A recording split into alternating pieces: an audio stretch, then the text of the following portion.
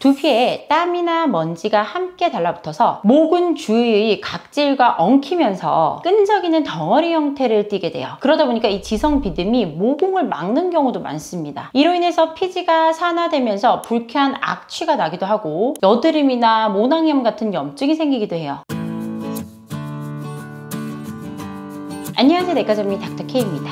자, 여러분, 이제 내가 머리를 매일 열심히 감고 하는데 깨끗이 심지어 헹구는데도 머리가 간지럽고 비듬이 우수수 떨어진다 하는 경우 있으시죠? 특히 날이 춥고 건조해지면 이런 것들이 좀 악화가 되는데요. 비듬은 잘 씻지 않아서 생긴다 하고 생각하는 분들이 많으시지만 사실 비듬은 날씨나 두피 질환, 스트레스 같은 다양한 원인에 의해서 발생할 수 있어요. 그렇기 때문에 내가 비듬이 생겼다 하시면 무작정 머리를 많이 감지 마시고요. 원인이 뭔지 파악하고 그에 따라서 적절한 대응을 하시는 것이 좋습니다. 그래서 오늘은 과연 비듬이 생기는 원인들이 무엇이며 어떻게 치료하고 예방할 수 있는지에 대해서 알아볼게요. 자, 비듬은 무엇인가? 자, 비듬은 어떤 원인으로 인해서 두피 각질이 조그맣게 우수수 떨어져 나오는 증상을 의미해요. 자, 우리나라 국민 중 뭐 한 40%가 비듬을 겪은 적이 있다라고 말할 정도로 굉장히 흔한데요. 떨어져 나오는 각질의 색깔이나 두피에 나타나는 증상을 보고 건성 비듬이냐 지성 비듬이냐 이렇게 나눌 수 있습니다. 자, 먼저 비듬하면 하얀색 가루가 생각나시죠? 이렇게 하얀색 가루 같은 비듬이 바로 건성 비듬이에요. 자, 건성 비듬은 이름 때문에 건성 피부다, 건성 피부인 사람에게서 생기는 비듬 아닌가요? 뭐 이렇게 생각하기도 하시는데 건성 피부에 생기기 때문에 건성 비듬이 아니고요. 두피에 수분이 부족해서 각질이 떨어져 나오는 것을 의미하기 때문에 수분 부족으로 인하기 때문에 건성 비듬이라고 부르는 거예요. 그래서 실제로 지성 피부를 갖고 있지만 머리에 수분은 부족하다 이런 분들에게서도 피부는 지성인데 건성 비듬이 생기는 경우도 있어요. 자, 이러한 건성 비듬은 다양한 원인에 의해서 발생하는데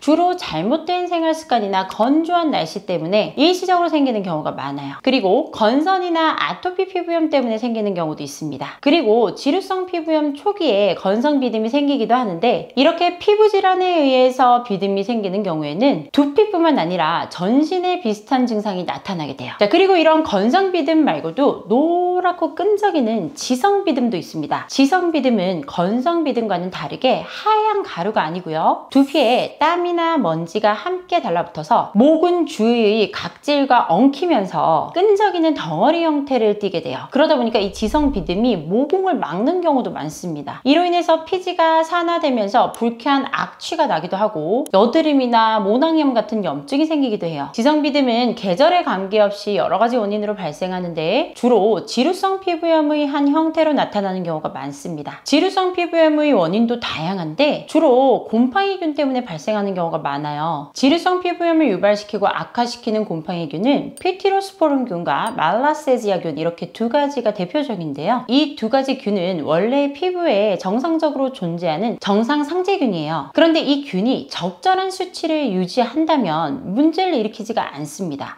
그렇지만 이것이 과하게 증식하면 이러한 문제를 일으키는 거예요. 이 두 가지 곰팡이균들은 피부 표면에 있는 지질을 분해해서 피부에 자극을 주는 지방산을 생성하는데 유전이나 스트레스, 호르몬 등에 의해서 이 피부 피지가 늘어나면서 더 많은 양의 지방산을 생성하게 되고 결국에는 이 곰팡이균들이 더 증식하게 되는 거예요. 실제로 정상의 20배까지도 증식하게 되는데 과하게 이렇게 증식하다 보면 비듬도 더 많이 발생하게 되고 염증도 더 많이 발생하게 돼요. 그렇게 오랜 기간이 지나서 염증이 더 자주 생기게 되면 두피가 점점 더 민감해지면서 아주 작은 자극에도 두피 질환이 생길 수 있어요. 그러다 보면 심한 스트레스가 악화되고 계속 반복되다 보면 조기 탈모가 생기기도 합니다. 그렇기 때문에 비듬이 생겼다면 초기에 치료하는 것이 중요하겠죠. 자, 그렇다면 우리가 이 비듬을 예방하고 관리하려면 어떻게 해야 할까요? 비듬을 치료하고 예방하기 위한 첫 번째 방법은 올바른 방법으로 머리를 하루에 딱 한 번 감는 거예요. 자, 비듬을 해결하겠다 하면서 머리를 정말 하루에 여러 번 감는 분들 계시죠? 이렇게 머리를 너무 자주 감으면요, 오히려 머리에 있는 피지가 과하게 제거돼서 두피와 모발이 필요 이상으로 건조해질 수 있어요.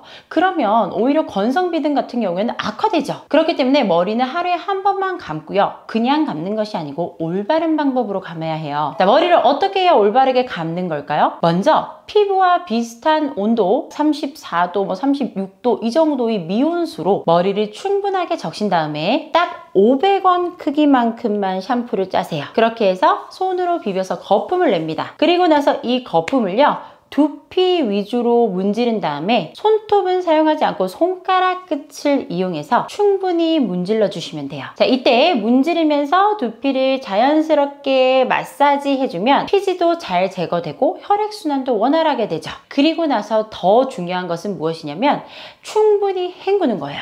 자, 샴푸 성분은 사실 화학 성분이기 때문에 머리에 오랫동안 남아있으면 두피에 안 좋은 영향을 끼쳐요. 그렇기 때문에 충분히 여러 번 미온수로 헹궈내는 것이 제일 중요합니다. 그렇게 충분히 머리를 여러 번 헹궈준 후에는 말릴 때요, 머리를 이렇게 뽑듯이 팍팍팍 말리면 안 되고 수건으로 머리를 털듯이 물기를 제거해 주셔야 돼요. 자, 이거 꽉 짜도 안 됩니다. 뭐 두피가 자극을 받거든요. 그리고 머리를 말릴 때는 드라이기를 사용해서 말려주시면 되는데, 드라이기를 너무 두피 가까이 대거나 너무 오랜 시간 사용하거나 너무 높은 온도로 드라이를 하면 두피가 자극이 되겠죠. 그러면 피지 분비량이 늘어나거나 아니면 두피를 너무 건조하게 만들 수 있어요. 그렇기 때문에 드라이는 되도록이면 10분 이상 사용하지 마시고요. 드라이기를 이용해서 약간 말린 후에는 계속적으로 드라이기 쓰지 마시고 서늘한 바람이나 자연풍으로 말리는 게 좋아요. 자, 이렇게 머리를 감았는데도 비듬이 쉽게 사라지지 않는다면 비듬 제거로 나온 약용 샴푸가 있어요. 그런 약용 샴푸를 일주일에 2-3번 정도 사용하거나 두피 전용 샴푸, 비듬 전용 샴푸로 나온 것들 있죠. 그런 걸 사용하는 것도 어느 정도 도움이 될 수 있어요. 자, 그리고 두 번째로 중요한 거 있어요. 베개 커버를요, 일주일에 한 번씩은 꼭 세탁해 주셔야 되고 교체해 주셔야 된다는 거예요. 자, 베개 커버에는 생각보다 많은 세균이 살고 있어요. 매일 베개를 베고 자다 보면 당연히 머릿속에 있는 그런 피지나 땀이 계속 묻게 되고 적절한 체온으로 이렇게 되고 있죠. 그러다 보니까 세균이 번식하기 아주 좋은 환경을 제공해요. 이렇게 번식한 세균 중에서는 두피나 얼굴에 안 좋은 영향을 끼치는 세균들도 많죠. 그렇기 때문에 일주일에 한 번씩은 꼭 베개 커버를 교체하고 교환해 주셔야 돼요. 빨아 주시고요. 자, 그리고 세 번째 중요한 건 당연히 스트레스를 받지 않는 거겠죠. 우리가 스트레스를 받으면 몸에서 분비되는 스트레스 호르몬으로 콜티솔이라는 호르몬이 있어요. 이 호르몬이요, 혈액 속에 있는 지방과 포도당 수치를 올리고 피부의 피지선 활동도 촉진시켜버려요. 그렇기 때문에 피지가 과하게 분비돼서 비듬이 악화될 수가 있습니다. 그렇기 때문에 이 콜티솔이 과하게 분비되지 않도록 스트레스를 그때그때 풀어주시는 것이 중요해요. 자, 그리고 이제 아무 질환이 없는 상태에서 내가 이렇게 비듬이 생겼다. 그렇다면 다른 기저 질환이 있으신 경우도 있고요. 그리고 곰팡이균에 의해서 생긴 경우라면, 심한 곰팡이균이 있다면 쉽게 이런 방법들로 해결이 안 되기 때문에 전문적인 치료를 받으시는 것이 좋아요. 자, 오늘은 이렇게 비듬에 대해서 알아봤어요. 자, 비듬은 어린아이부터 성인에까지 연령에 관계없이 나타납니다. 이 비듬의 원인으로는 단순히 안 씻어서 생기는 것이 아니고 정말 여러 가지 원인이 있을 수 있고요. 해결 방법으로도 비듬 전용 샴푸만 계속 쓰는 것이 아니라 항진균제나 스테로이드 크림이나 항생제 같은 게 필요한 경우도 당연히 있어요. 이렇게 꾸준히 치료를 받고 나아진 후에라도 언제든 재발할 수 있는 게 이 비듬이기 때문에 치료받고 난 이후에도 꾸준히 관리해 주시는 것이 중요해요. 자, 그래서 오늘 제가 말씀드린 비듬을 예방하고 관리하는 3가지 방법 일상생활에서 실천해 볼 수 있잖아요. 이 3가지는 꼭 기억해 주시고요. 자, 오늘 이렇게 비듬에 대해서 알아봤어요. 오늘 내용이 마음에 드시면요, 구독과 좋아요, 알림 설정 부탁드릴게요. 감사합니다. 내과 전문의 닥터 K였습니다.